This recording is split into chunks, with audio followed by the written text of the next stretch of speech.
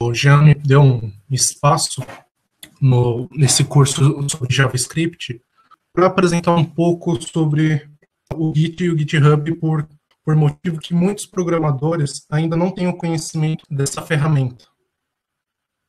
Eu sou formado em análise e desenvolvimento de sistema e trabalho com back e front-end. Aqui vai ser mais ou menos do que a gente vai falar um pouco sobre Git e GitHub. Eu vou falar um pouquinho sobre o fluxo de trabalho, apresentar a instalação do Git para vocês, uma configuração básica, a inicialização de um repositório, um rastreamento de status commits e logs dos arquivos, ignorar alguns arquivos, um diagrama de transição entre diretórios, ramificações e mesclagem. Primeiramente, aqui nós temos o fluxo de trabalho do Git. Git, ele trabalha com 3 árvores de diretórios. A primeira que ele possui é o Work Directory, onde ficam os arquivos principais, onde os arquivos que você trabalha, onde você edita seus arquivos. Possuímos também o Index e o Stage, que seria uma pasta temporária, onde você adiciona os arquivos editados. Possuímos também aqui o read, onde ele seria a pasta de produção, quando ele está já pronto, onde você tem os arquivos prontos para entrar em produção. Vamos fazer a instalação daqui do Git para Linux, tá? Nós temos aqui o Git para Windows, Mac e o comando no terminal para Linux. Vamos utilizar o terminal para fazer todas as operações dessa pequena palestra sobre Git e GitHub. Vamos instalar aqui primeiro o Git para base Debian, para Linux, para uma distribuição que trabalha com a base de Debian. Tá? Para instalar no Linux é simples. É só dar um sudo apt-get install git.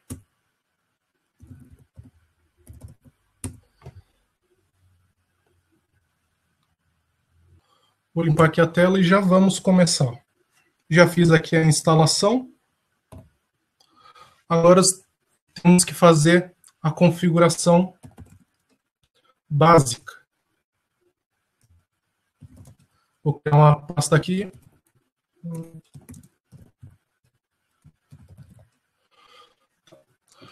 Configuração. Para você fazer qualquer função do Git, você precisa escrever Git primeiro, para ele executar o Git. 2 configurações básicas que vamos utilizar aqui é a configuração de usuário e de e-mail do usuário. Ele normalmente é a assinatura de cada commit que você adiciona, ou qualquer operação que vai ser registrada no Git. A gente vai digitar git config global user name espaço entre aspas o nome. Uma observação aqui: quando você usa global, essa configuração ele vai ser aplicada em todos os repositórios que você criar no Git. Se você tirar o global, ficar só git config user.name, essa configuração vai ficar só nesse repositório, tá? Aqui eu fiz a configuração do nome.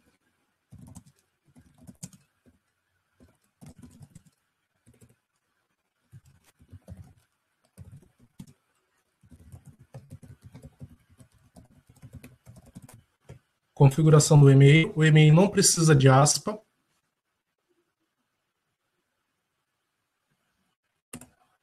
Certo? Essa aqui é a nossa configuração básica do GitHub. Possui mais configurações.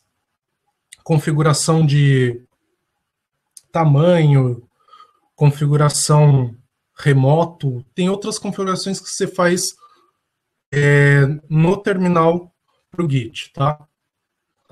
Aqui nós vamos falar um pouco sobre a inicialização, tá, do Git, que é simples. Você precisa estar dentro do seu diretório e colocar simplesmente o comando git init. Aqui ele fala que foi criado um repositório vazio, tá? E ele cria uma pasta com um nome .git, que é uma pasta oculta, onde fica aquelas duas árvores que eu mostrei no fluxo, que seria o index e o read. Agora nós vamos fazer o rastreamento dos arquivos. O rastreamento seria você pegar do seu diretório e jogar para index. Tá? Vou criar um arquivo aqui.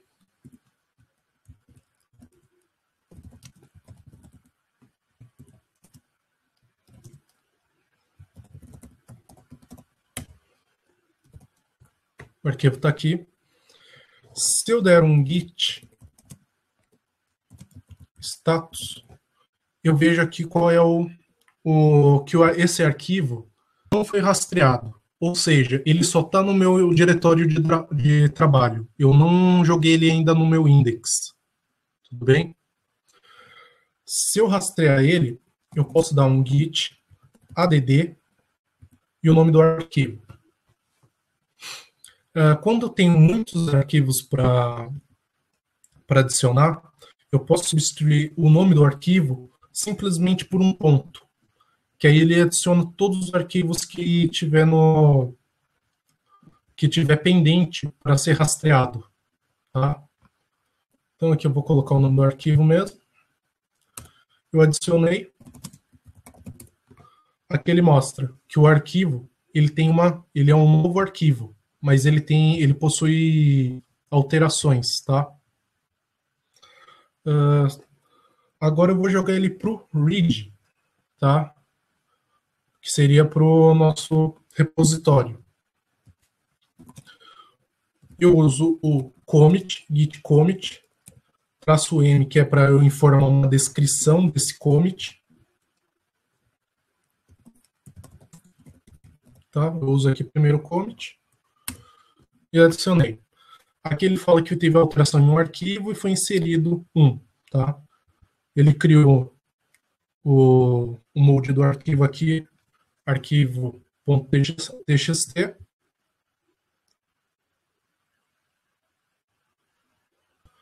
Então aqui eu peguei primeiro, criei um arquivo, vi o status dele que ele não estava rastreado, depois eu rastreei ele e fiz o commit, que eu joguei ele para a terceira árvore de diretórios. Se eu quiser fazer mais uma modificação, vou criar mais um arquivo aqui para ver o status.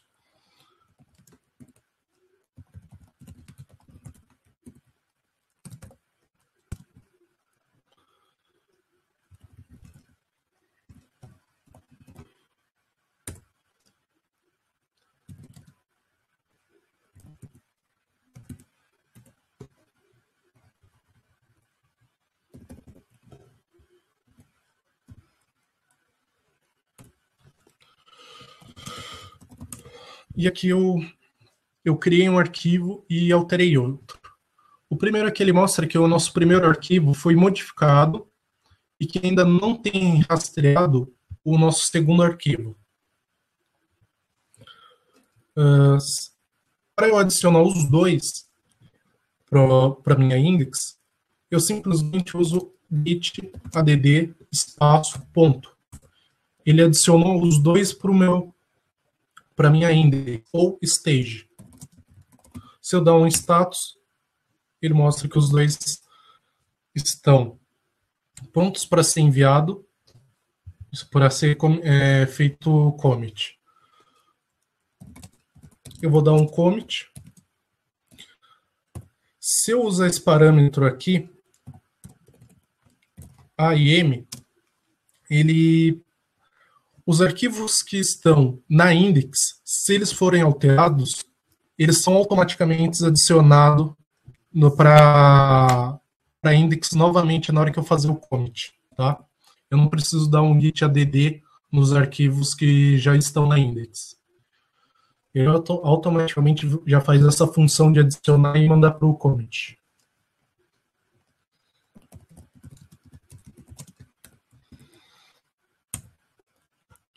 Olha lá, 2 arquivos alterados, 2 inseridos e 1 deletado.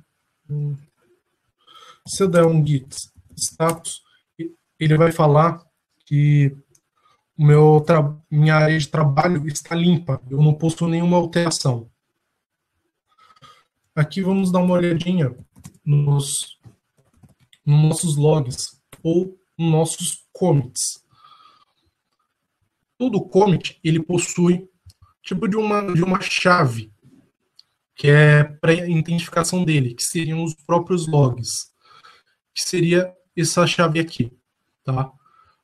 Naquela configuração que fizemos no começo, ela é a assinatura do commit, tá aqui, o nome e o e-mail que configuramos, tá bom?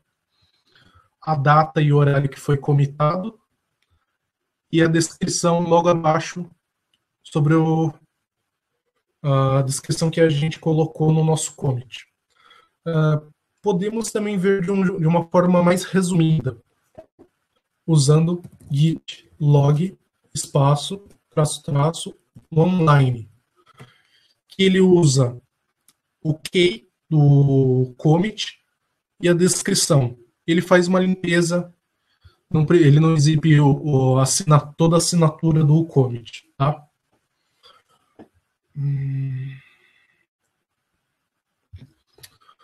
Aqui eu já falei um pouco sobre o rastreamento, o status commits e log.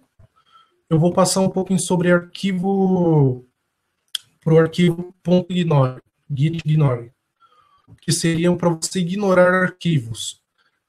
Para que vamos ignorar alguns arquivos?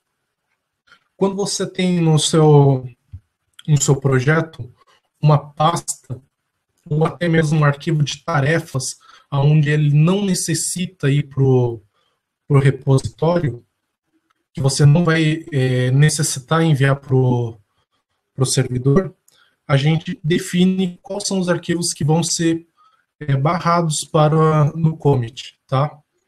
Vamos pegar aqui o terminal. Eu vou criar uma pasta aqui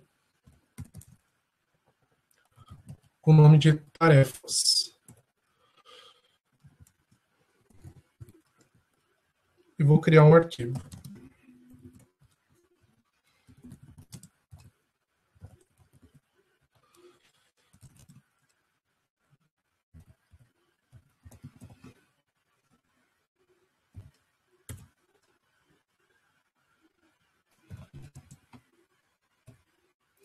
Vou criar outro arquivo aqui chamado com a extensão .doc.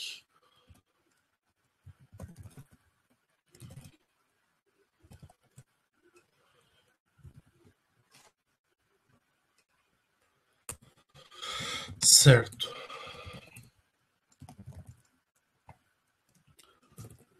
Deixa eu editar um dos nossos arquivos aqui.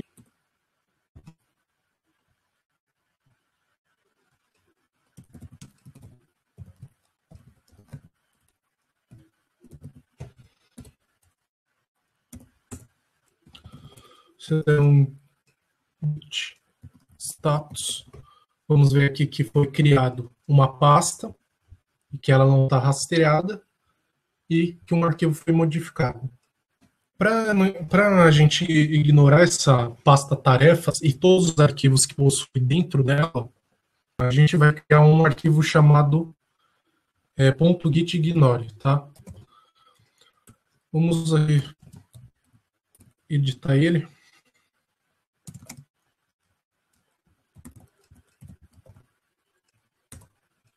Certo? Ele está criado, está vazio aqui para gente. Se eu mandar rastrear, mandar ver o status, vamos mostrar aqui que ele está criado e que ele não está rastreado. certo? Eu vou até puxar um arquivo aqui.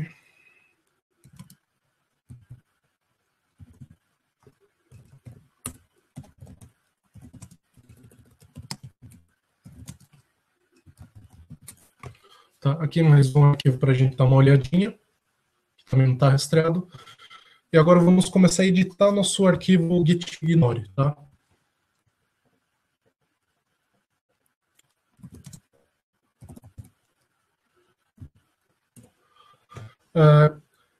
Ele faz uma leitura linha por linha, ou seja, cada arquivo ou extensão ou até mesmo diretórios que a gente vai querer ignorar, a gente passa por linha. No caso, eu vou ignorar a pasta tarefas. Aqui eu só coloco tarefas barra para mostrar que eu estou bloqueando o diretório, ou seja, todos os arquivos que tiver dentro dele não vai ser rastreado. Eu vou salvar aqui. Se eu der um git status, podem reparar que a pasta tarefas já foi removida da lista de não rastreados. Aqui a gente ignorou a pasta tarefas. Agora vamos ignorar o arquivo. Vamos ignorar o arquivo.txt. Ou melhor, o taf.doc. Tá? Se eu der o git status, vamos reparar que ele também sumiu aqui da lista de arquivos não rastreado. Mas também podemos, além de colocar pelo nome do arquivo, nós podemos colocar a extensão dele. Tá? Simplesmente colocando a extensão dele no final aqui.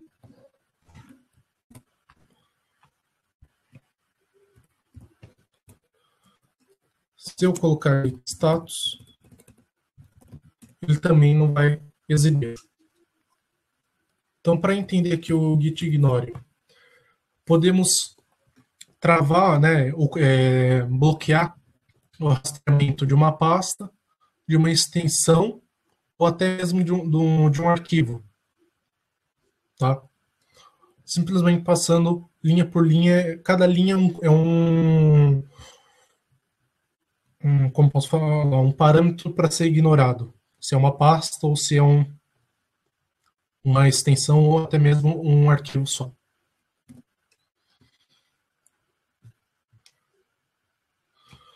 Vamos lá, continuando.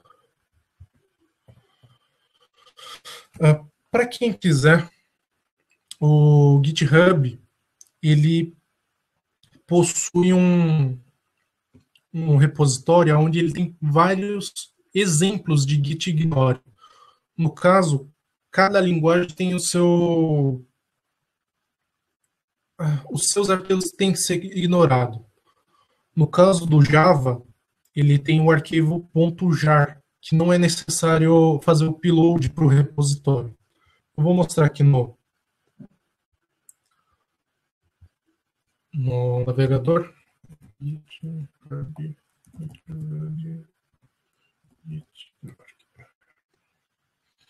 Aqui ele tem vários exemplos para você utilizar aqui. No caso, dependendo da linguagem que você for utilizar, tiver muitos arquivos que necessitam ser ignorados.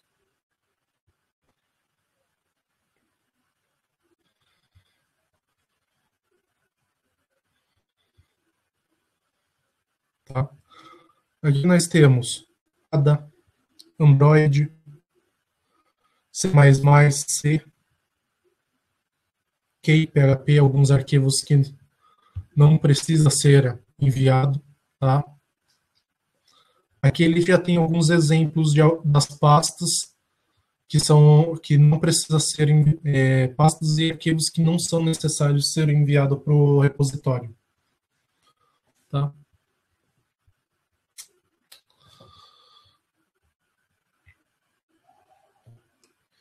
Aqui eu vou mostrar mais ou menos um diagrama de como é feito essa transação de diretório, stage e o repositório onde são gravadas as informações. Primeiro, temos aqui, nós criamos os arquivos, tá? E eles não estão rastreados. Quando a gente dá o git add, ele é rastreado e é jogado para o index ou stage. Quando a gente, nesse arquivo já rastreado, a gente faz uma mudança, ele volta para o diretório com modificações, que seria aqueles arquivos que quando a gente dá o git status, mostra que ele tem modificações e ele está rastreado. A gente adiciona ele novamente para o index e quando damos o git commit, é quando ele pega esse stage e joga no repositório, onde seria um exemplo de uma pasta de produção. Tá? É bem simples. E quando a gente edita novamente esse arquivo em produção, no caso, quando você dá o commit, o repositório, ele é um clone do diretório, tá? Ele fica idêntico. Aí quando a gente faz essa modificação, ele volta para o diretório e segue de novo esse ciclo. Aqui eu vou falar um pouco sobre ramificações. O que seriam as ramificações? Eles seriam galhos do projeto. Quando você tem um desenvolvimento, tá? Você está desenvolvendo aquele projeto e aparece uma alteração, uma correção de algum módulo, você não precisa parar aquela produção e voltar todos aqueles arquivos antigos e ter que trabalhar. Simplesmente você separa essa alteração, essa correção para outro nível, no caso, para outro ramo. Você tem seu desenvolvimento, tá? No caso, você tem o master, que seria o projeto final. Você tem a sua ramificação de desenvolvimento. E na ramificação de desenvolvimento, você tem uma ramificação das alterações, no caso, tópicos. Como aqui ele estava desenvolvendo, e aqui no C5 teve que fazer ele pode ter continuado aqui, C5, C8, C9, C10, foi continuando um desenvolvimento. No C5, ele teve que fazer uma correção. No caso, você pega um desenvolvedor, faz um brush para essa correção, e ele faz a correção paralelo ao projeto de desenvolvimento. Para trabalharmos com o branch, pelo menos vamos dar uma visualizada aqui nesses comandinhos aqui que está no slide. Vamos primeiro listar os brushes. Vamos adicionar um brush, no caso um ramo, para o nosso projeto aqui.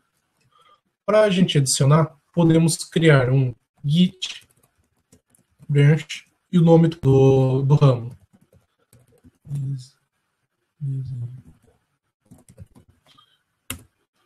Tá? Vamos dar uma olhadinha aqui. Vamos ver que nós temos master e desenvolvimento. Só uma observação. O master, ele é automático, tá? Ele já é uma ramificação pai do projeto, que no caso, quando você inicia um repositório, ele cria a pasta .git e já automaticamente cria esse brush master. Aqui eu já estou mostrando que estamos no brush master. O asterisco, ele mostra em qual brush você está. E temos aqui que acabamos de criar o brush desenvolvimento.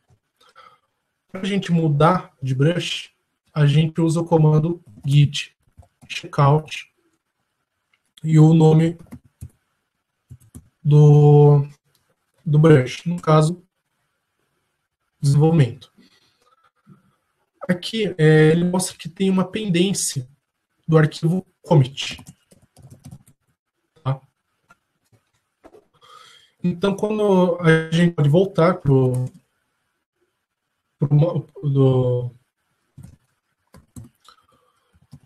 brush master,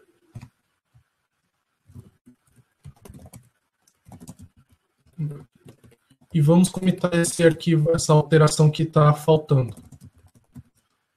Temos para rastrear o git ignore e a modificação do arquivo.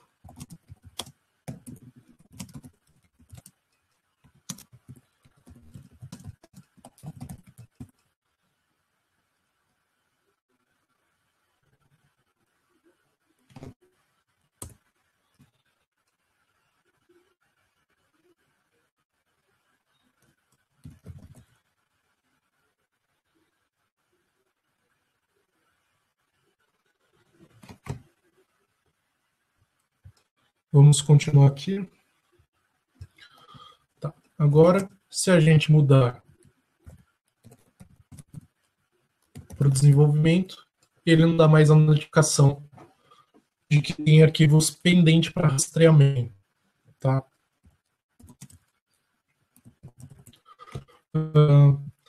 De vez a gente usar git brush e o nome do brush e adicionar e depois dar um checkout, você pode usar um pequeno atalho que tem no Git, que é o git checkout -b e o nome do novo brush. Ele simplesmente cria e já vai direto para esse brush que você criou. Tá bom? Vamos vir aqui. Então a gente já criou, listou e vamos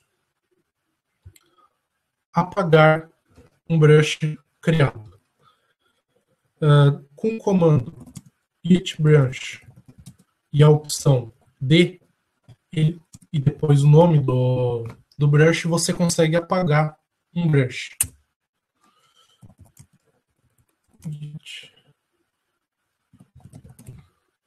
Acabamos de deletar o ramo de desenvolvimento, tá?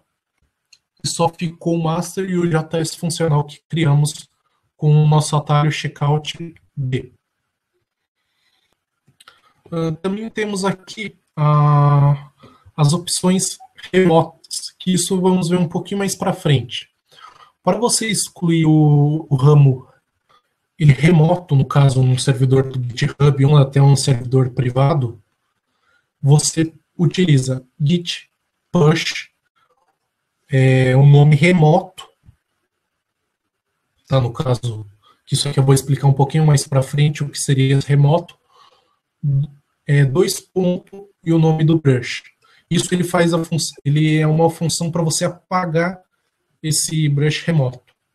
E para a gente fazer uma sincronização dos brushes que tem remoto, no caso, você vai pegando o seu servidor, né, esses brush, você usa git fit e o nome do seu servidor, no caso, esse é o remoto.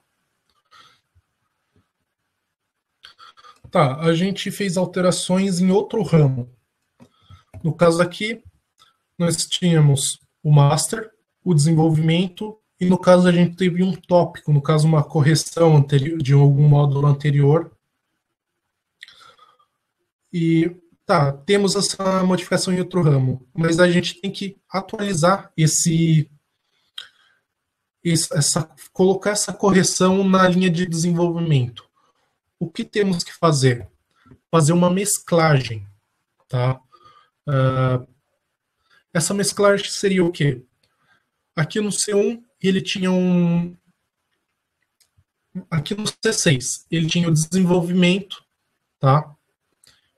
C4 ele estava desenvolvendo, só que ele teve que fazer uma correção aqui no C6. Ele abriu um brush, tá? Uma ramificação no C5, e aqui ele continuou desenvolvendo. Só uma coisa aqui que eu errei.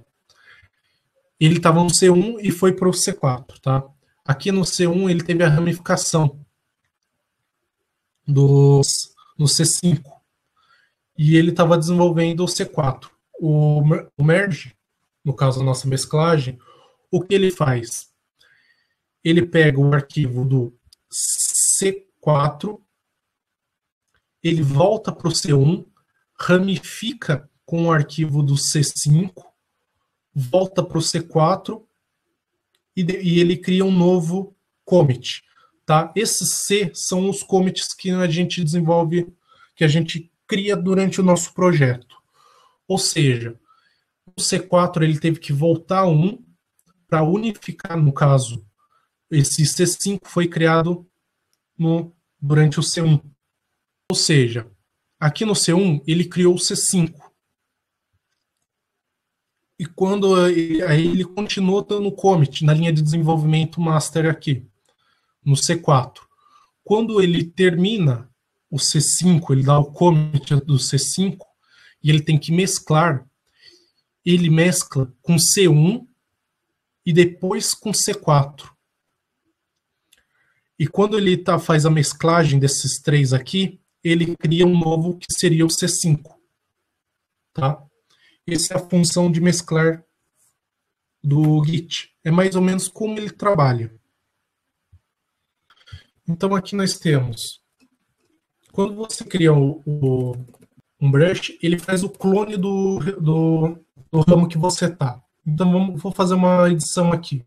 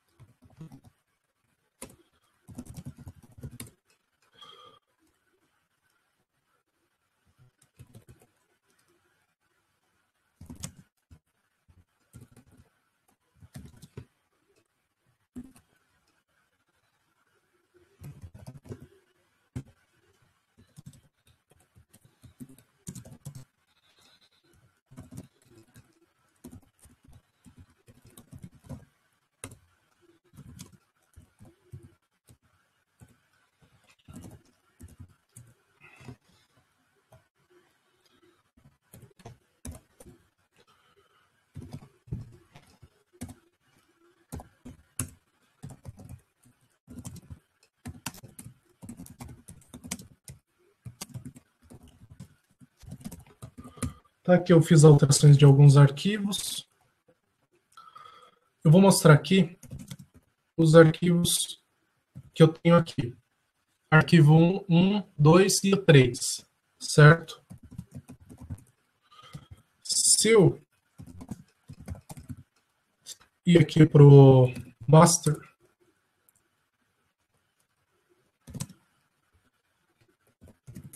vocês vão ver que ele não possui o arquivo 3, tá? O que seria? Ele está em outro ramo. Ele está no ramo JS funcional.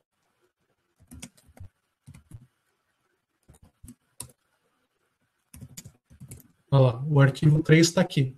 Para eu fazer essa mesclagem, no caso, unificar o arquivo 3 para o master, eu vou até meu brush master, tá? Olha lá, estou no master, e eu dou um git merge e ponho o nome do meu brush que eu quero unificar, no caso, JS funcional. Aqui ele está falando que ele está unificando, tá? Pronto. Um arquivo alterado, um arquivo inserido, criado o módulo 100.644 do arquivo 3. E se eu dar agora um comando para visualizar, ele está agora no Arch. Eu unifiquei o nosso brush para o master. tá? Aqui é a nossa mesclagem e vamos começar a criar a nossa conta e o repositório para o curso. Eu estou aqui com a página do Git aberto, tá? Primeira coisa, a gente vai criar uma conta e depois um repositório no Git, tá? É só entrar na página github.com e aqui vem aqui, SingUp, para a gente criar uma conta.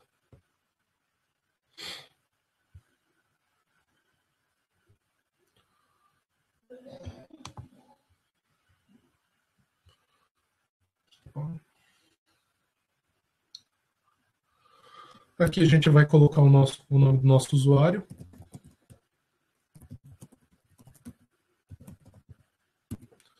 O e-mail. Uma senha para ele.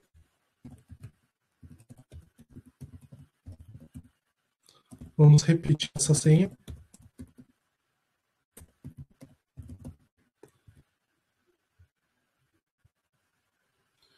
Vamos criar a conta aqui. Temos aqui as opções pagas e a gratuita. A diferença é que as pagas você tem direito a repositórios gratuitos, tá? E os repositórios privados. No caso, se eu pagar $50 por mês, 50 repositórios gratuitos. Isso para o plano, para o maior plano. O gratuito ele não possui nenhum. Uma dica para quem é estudante: tem o GitHub Education, que ele dá esse plano micro de graça. Tá? Se não me engano, acho que por um ano você tem 5 repositórios gratuitos. 5 repositórios privados gratuitos, tá? Depois de eu escolher aqui a opção gratuita, eu vou finalizar aqui. Ele vai mandar um e-mail de confirmação, tudo, mas não vamos confirmar agora. Tá? Aqui estamos na tela inicial com a nossa conta. E eu crio aqui, ó, novo repositório. Aqui eu vou criar um nome do nosso do repositório. No caso, ele não pode ter o nome não pode ter caracteres especiais, como acentos, cedilha, espaço, tá? No caso, eu vou colocar JS funcional. Tá? Você pode colocar uma descrição, escolher se ele é público ou privado. No caso, o privado são os pagos. E para quem é estudante, você consegue de graça 5 repositórios.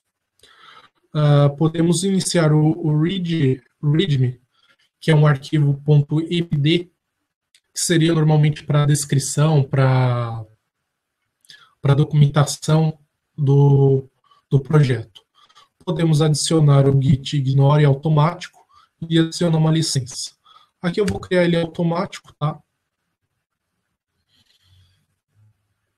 Então aqui já criamos a nossa conta e o nosso repositório. Agora nós vamos clonar esse repositório para nossa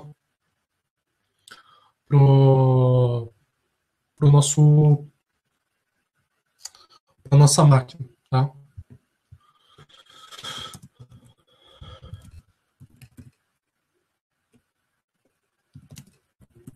Vamos aqui na aula 2.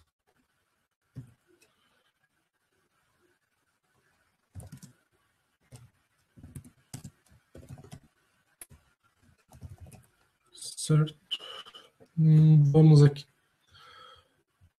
Para a gente clonar esse repositório, a gente só precisa usar o seguinte comando: git clone e o link do repositório, tá?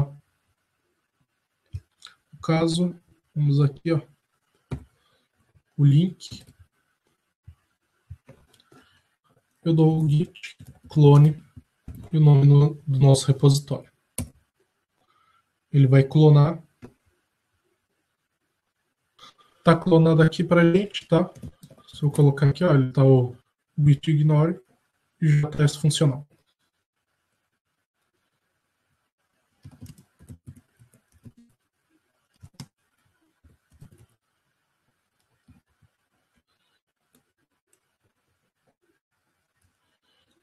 Aqui a nossa pastinha.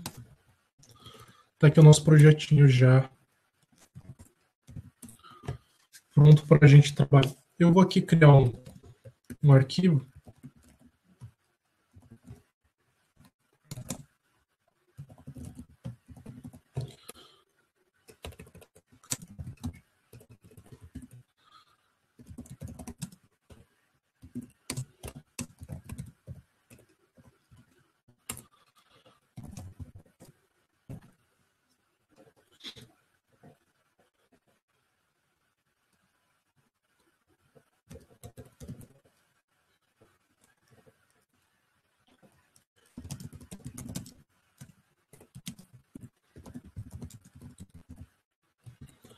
Até aqui tudo bem, né? Rastrear e comitar ele. Agora, para a gente enviar, a gente vai ter as duas funções. A função push para envio e pull para puxar. No caso, como não tem nada no nosso repositório, não adianta dar um git pull. Vamos fazer um envio desse nosso readme. Como a gente fez um clone, ele automaticamente adiciona o remoto, né, com o nome de origem. No caso, git remote show. Temos aqui o origem, tá?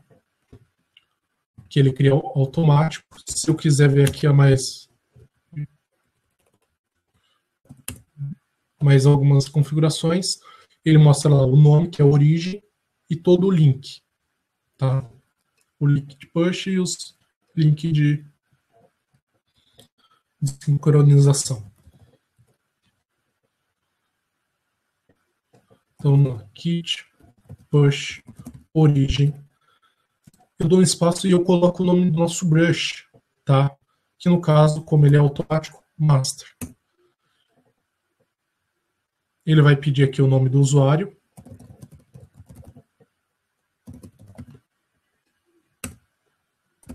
A senha.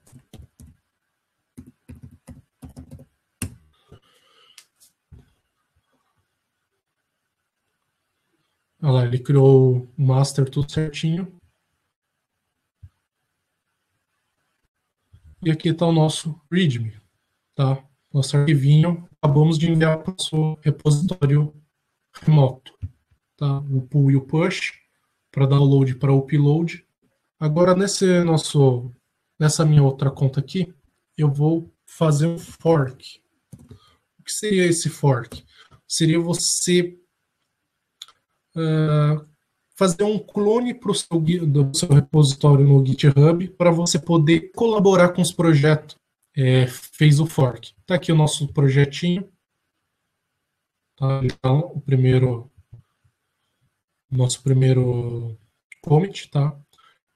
Aqui em cima ele tem o botãozinho fork, tá? Ele vai puxar para o meu. Se vocês repararem, tá o nome do meu usuário e o nome da pasta. E aqui o fork original, da onde eu fiz o fork, né? Da onde eu puxei o repositório original. Eu vou sair aqui, vou criar uma pastinha com o nome de fork e vou adicionar esse commit aqui, esse diretório para mim. Eu vou fazer algumas alterações.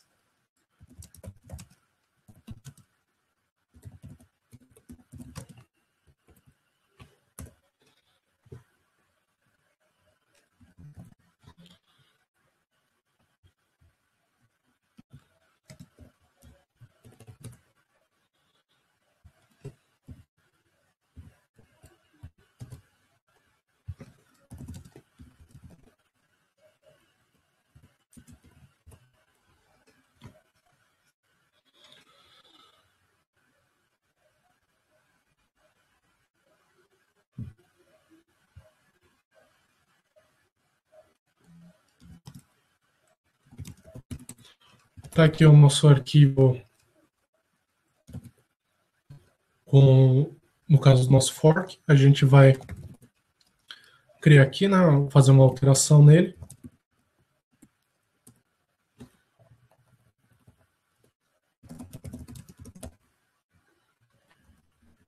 aqui na alteração. E vamos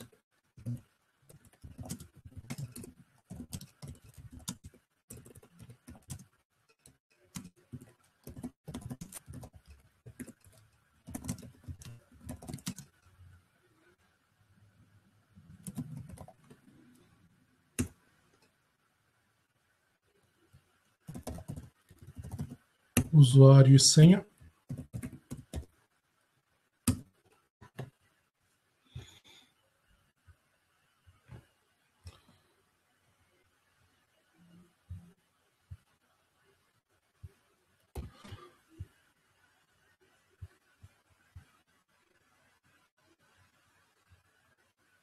Aqui a nossa alteração, mas no repositório oficial ele não tem essa alteração.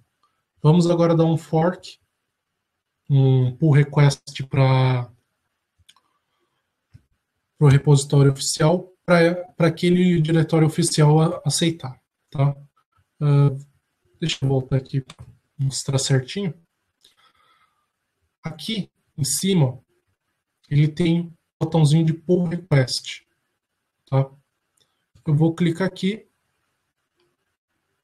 Ele vai mostrar qual é a base, no caso, a base original, né, da onde veio, da onde eu dei o fork, com o Brush Master, e aqui da onde está saindo essas alterações desse pull request, que seria o meu usuário que eu estou usando agora, com a comparação do meu Brush Master, tá? Tem aqui as alterações que eu fiz, e eu dou criação de um pull request. Aqui vai ter o título do commit, e aqui uma pequena descrição.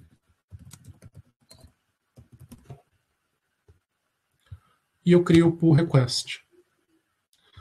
Agora é só esperar o dono do repositório oficial aceitar.